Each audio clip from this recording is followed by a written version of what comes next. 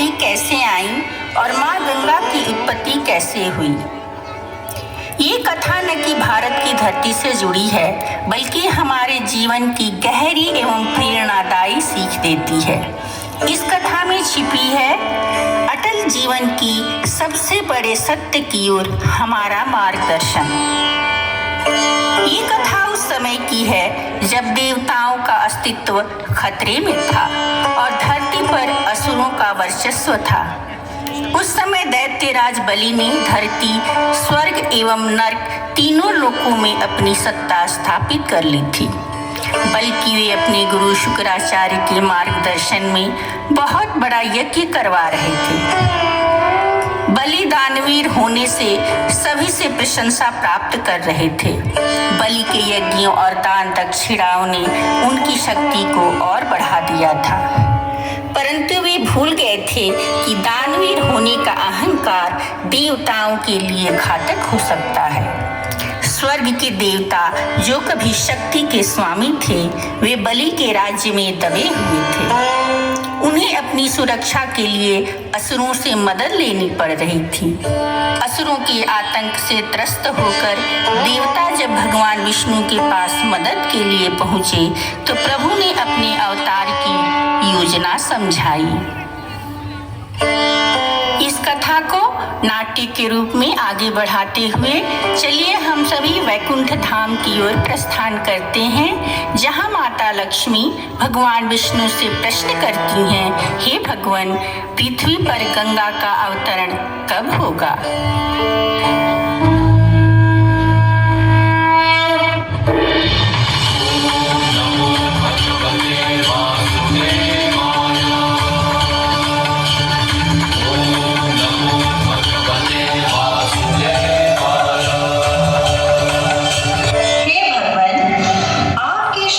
से बहती हुई गंगा की उत्पत्ति कैसे हुई, कृपया मुझे इस रहस्य से अवगत कराएं। हे देवी, गंगा का प्रादुर्भाव मेरे चरणों से हुआ था जब मैंने वामन अवतार धारण किया था।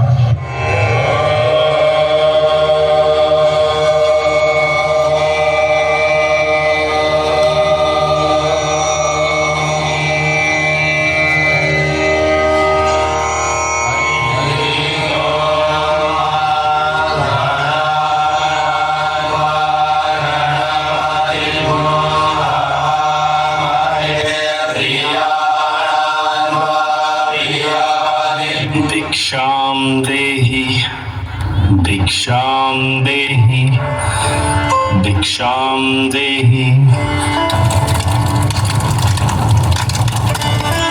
प्रणाम ब्राह्मण देव, आपका राजा बलि के साम्राज्य में स्वागत है।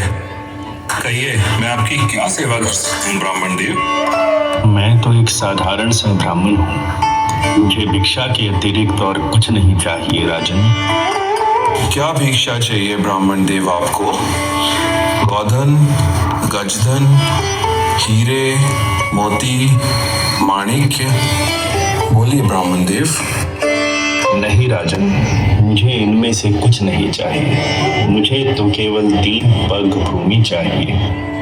3 पग भूमि?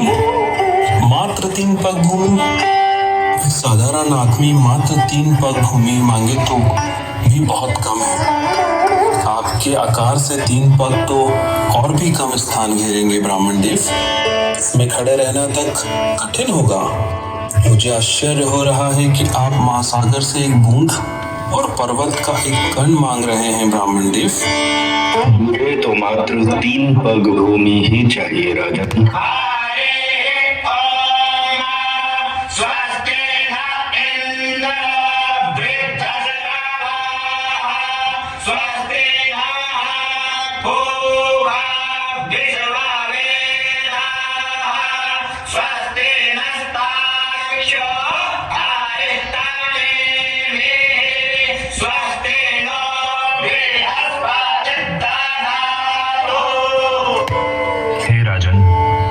पग में मैंने पृथ्वी और पाताल, द्वितीय में पूरा ब्रह्मांड नाप लिया, तो अब तीसरा पग कहाँ रखूं?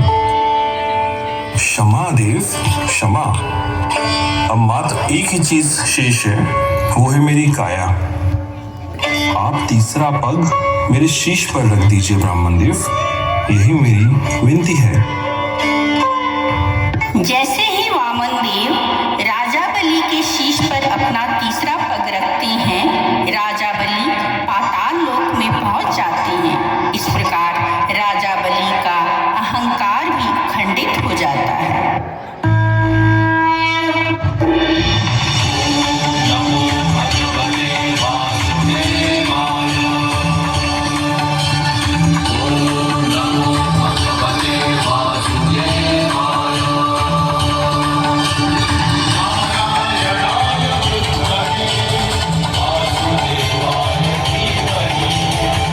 स्वामी, आपके श्री चरणों के स्पर्श से पवित्र गंगा अब स्वर्गलोक में प्रवाहित हो रही हैं। भगवान, मैंने सुना है कि अयोध्या के राजा सगर के वंशजों की मुक्ति के लिए क्या वो समय आ चुका है कि देवी गंगा का अवतरण पृथ्वी पर होने वाला है? हे देवी, गंगा का चरित्र पवित्रता और मोक्ष का प्रतीक है। उनका धरती पर अवतरण तभी होगा जब पृथ्वीवासी सच्चे हृदय से पुकारेंगे।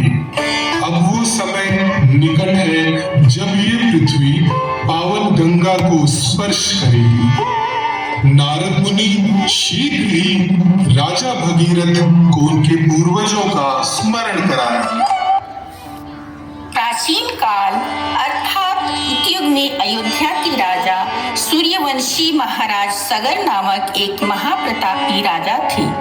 उनकी दो पत्नियां, प्रथम सुनीति से 60,000 एवं द्वितीय पत्नी केशिनी से एक पुत्र हुआ जिनका नाम अंशुमान था, पैदा हुए।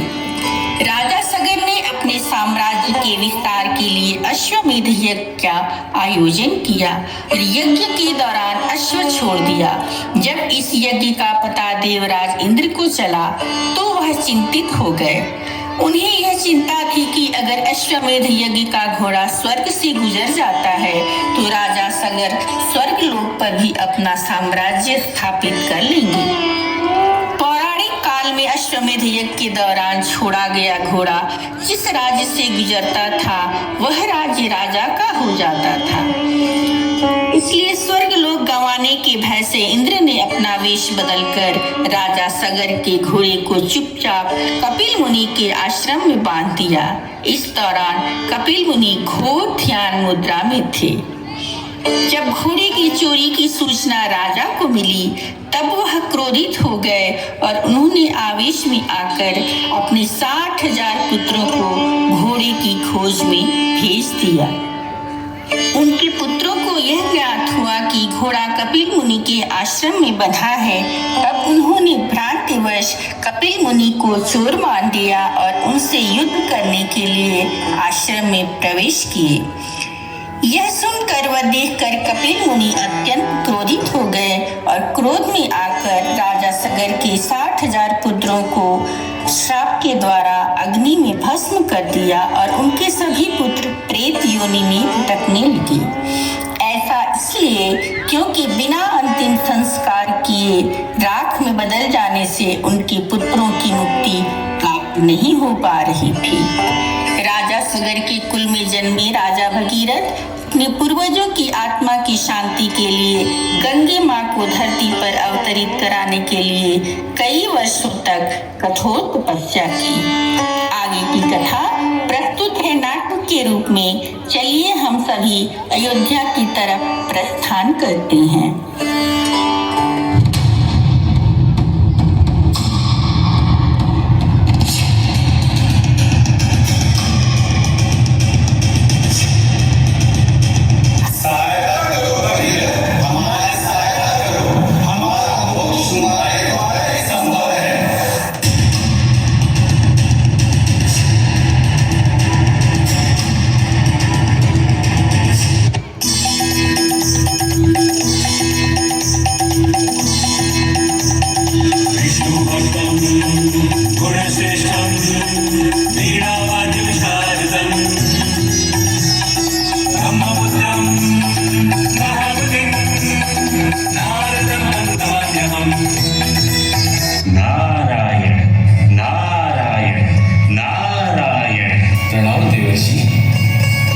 आयुष्मान भव। क्या देख रहे हैं महाराज?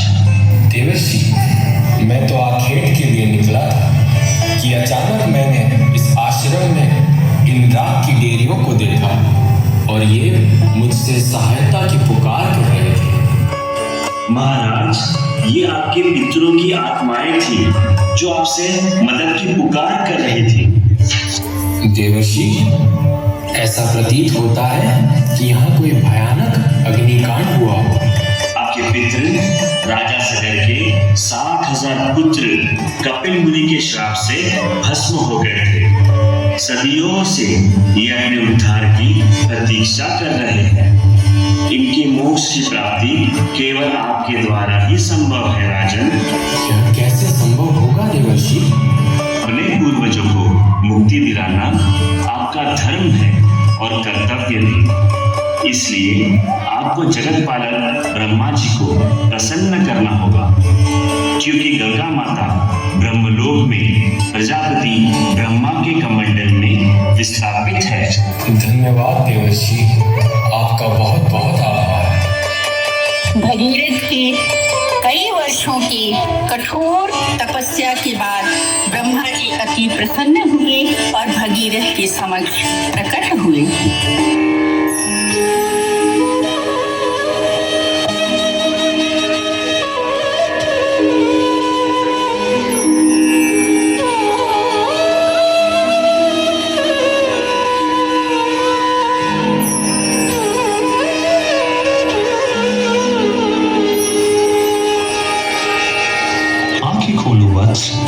मैं ब्रह्मा तुम्हारी कठिन तप से अति प्रसन्न हूँ। वर मांगू वत्स। हे प्रजापति, आपके चरणों में कोटि शरण नमन। देव, आप तो स्वर्गयाता है।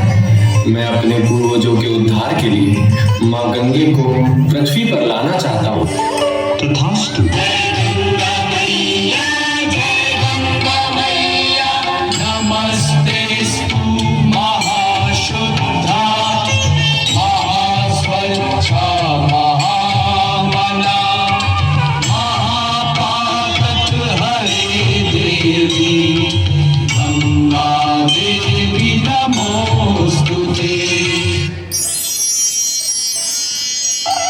प्रणाम माता। आयुष्मान भव पुत्र। मैं तुम्हारी कठोर तपस्या से प्रसन्न हूँ।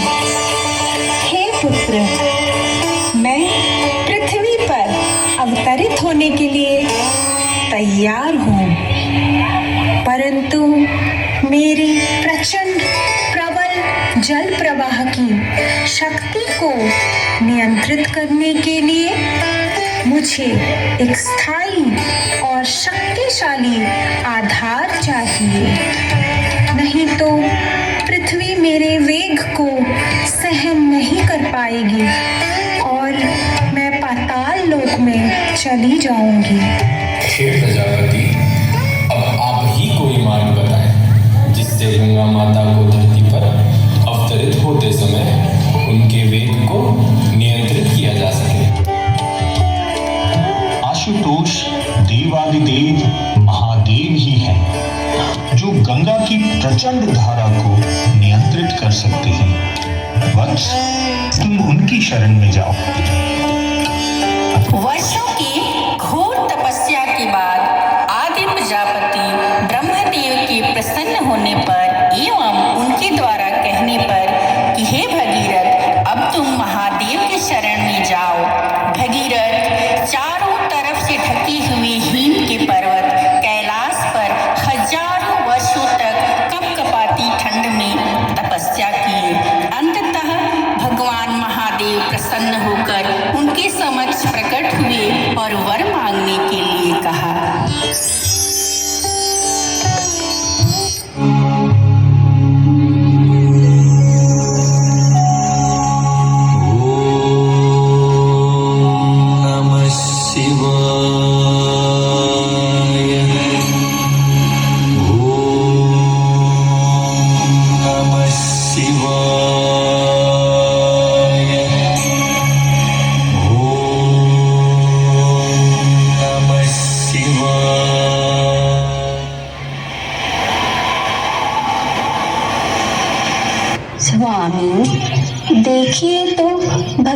कितनी कठोर तपस्या कर रहा है। भगीरथ के अटल प्रण एवं हजारों वर्षों के कठोर तप ने आदि प्रजापति ब्रह्मा एवं मेरी बड़ी बहन गंगा दीदी को प्रसन्न किया है। आप भी वत्स भगीरथ पर अपनी अनुकंपा कर गंगा के अवतरण का आधार बने। उठो वत्स, मैं तुम्हारी तपस्या एवं भक्ति से अत्यंत प्रसन्न हूँ। देवादिदेव महादेव के चरणों में कोटि नमन एवं वंदन। आपके दर्शन से मैं धन्य हुआ प्रभु। महेश्वर, आप तो करुणा के स्वागर हैं। अपनी करुणा की दृष्टि मुझ पर दीजिए देव। हे आशुतोष, मुझे जगत के पालक ब्रह्मदेव ने कहा है कि केवल आप ही स्वर्गलोक से पृथ्वी लोक पर आने वाली गंगा मैया के वेग को नियंत्रित कर सकते हैं। हे नीलकंठ, मैं आपकी शरण में आया हूँ। आप मेरे उद्देश्य की पूर्ति करें, मुझ पर कृपा करें। भगीरथ, तुम महान हो। तुम्हारे उद्देश्य की पूर्ति अवश्य होगी। देवी गंगा का जब ब्रह्मलोक से पृथ्वी पर अवतरण होगा तो गंगा के वेग को नियंत्रित करने के लिए मैं उन्हें अपने मस्तक पर विराजमान कर अपनी जटाओं में धारण करूंगा। ओम नमः शिवाय। ओम नमः शिवाय। हे मां गंगे, मैं भागीरथ आपको पृथ्वी लोक पर अवतरित होने का आह्वान कर रहा हूँ। कृपा करें मां गंगे, कृपा करें।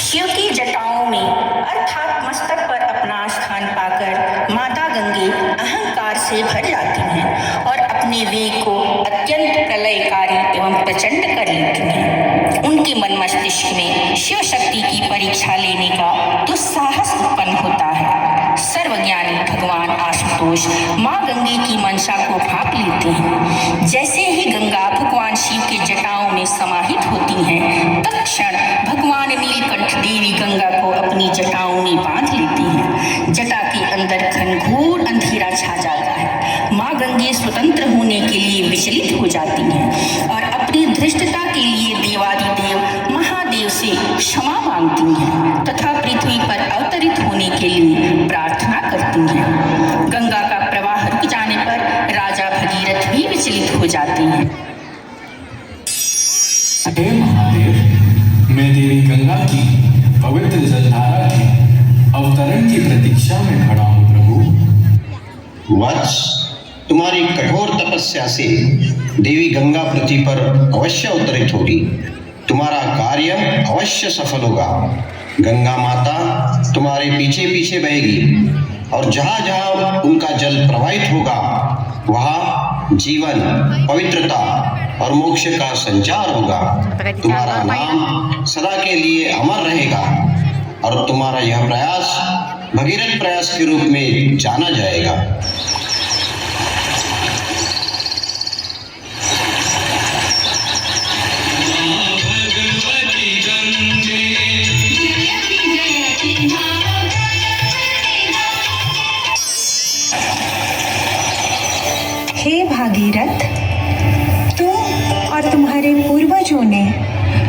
मुझे धरती पर लाने के लिए जो घोर प्रयत्न किए हैं वो प्रत्येक पृथ्वीवासियों के लिए प्रेरणा का स्रोत बनेगा। इस पृथ्वी लोक पर तुम मुझे जहाँ ले जाना चाहते हो ले चलो, मैं तुम्हारे पीछे पीछे आऊंगी। जैसी आपकी आज्ञा माता। देवी सुरेश्वरी भगवती गंगे, देवी सुरेश्वरी भगवती गंगे, देवी सुरेश्वरी भगवती गंगे।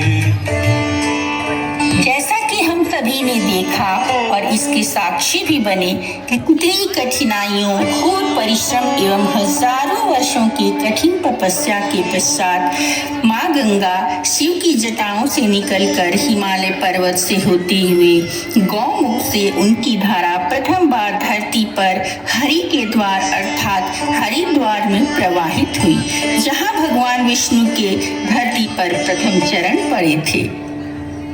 गंगा माँ ने इतने पवित्र जल से भगवान के चरणों को प्रक्षालित करते हुए आगे बढ़ी।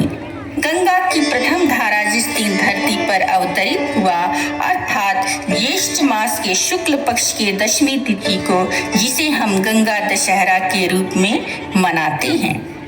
माता गंगे का प्रथम संगम रुद्रप्रयाग में अलकनंदा एवं मंदाकिनी नदियों से हुआ। पहाड़ी क्षेत्रों से होते हुए गंगा मैदानी क्षेत्रों में आगे बढ़ी, जहां उनका संगम सरस्वती नदी एवं यमुना नदी से हुआ, जिसे हम तीर्थराज प्रयाग के नाम से जानते हैं, जहां आजकल भव्य कुंभ स्नान एवं मेले का आयोजन हुआ है। माता गंगा की धारा प्रवाहित होते हुए कपिल मुनि के आश्रम पहुंची और अपने पवित्र जल से राजा सगर के 60,000 पुत्रों को मोक्ष प्रदान किया। माँ गंगे अन्य क्षेत्रों से प्रवाहित होते हुए गंगा सागर में जा मिली। युगों युगांतर से पतित पावनी, मोक्षदायिनी, विश्व कल्याण एवं जन्म कल्याण करने वाली निर्मल गंगा आज के युग में किस अवस्था में है, आइए चलते हैं गंगा तट पर और उनका दर्शन करते हैं। जय माँ गंगे।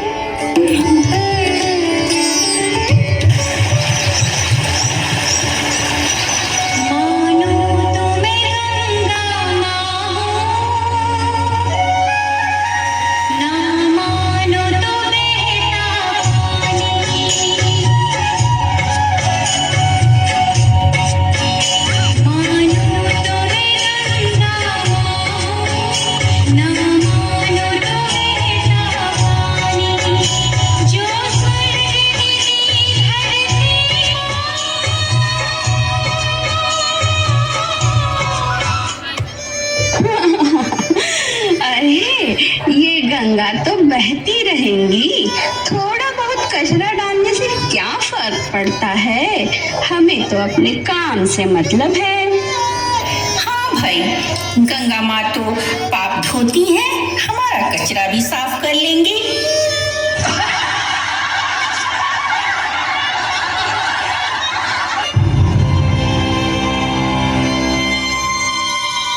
हे भागीरथ, कहाँ हो तुम?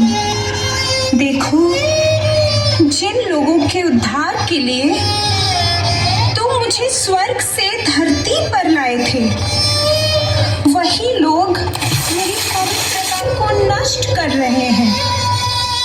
क्या इसीलिए तुमने तपस्या की थी?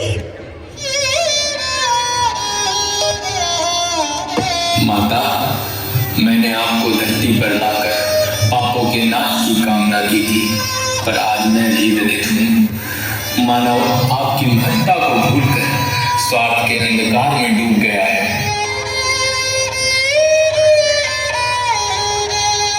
मैंने तुम्हें जीवन दिया, खेतों को हरा भरा किया, पर तुमने मुझे ही विषाक्त कर दिया। क्या यही तुम्हारा कर्तव्य था?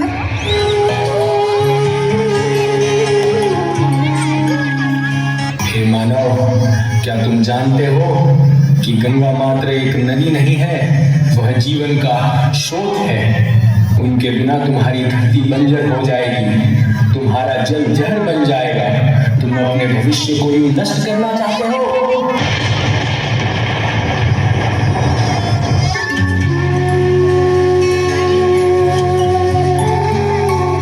हमसे भूल हो गई भगीरथ। हमने यह कभी नहीं सोचा कि हमारे कर्म गंगा माँ को इतना दुखी कर सकते हैं। अगर गंगा माँ नहीं होंगी तो हमारे खेत सूख जाएंगे, हमें पीने का पानी नहीं मिलेगा। हमें अपनी गंगा माँ को साफ रखना चाहिए।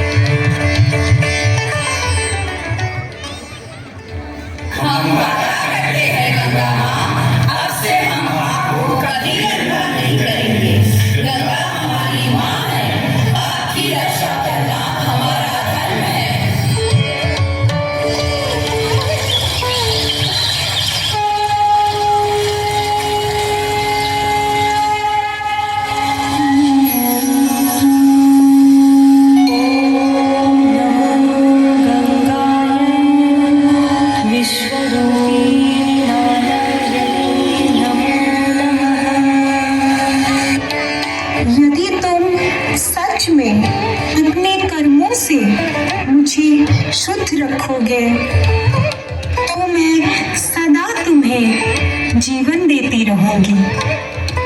याद रखो, गंगा को बचाने का मतलब है अपने भविष्य को बचाना।